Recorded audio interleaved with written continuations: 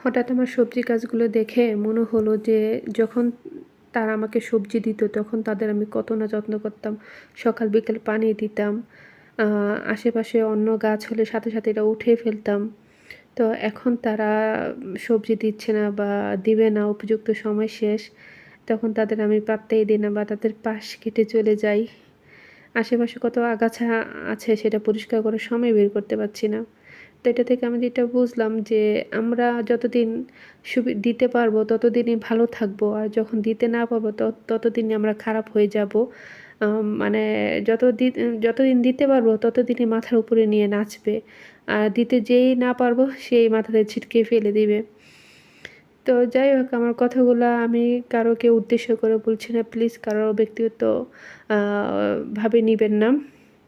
আ কারণ আমার সাথে না হোক, আপনার সাথে না হোক, অন্য কারো সাথে হচ্ছে, তাই না?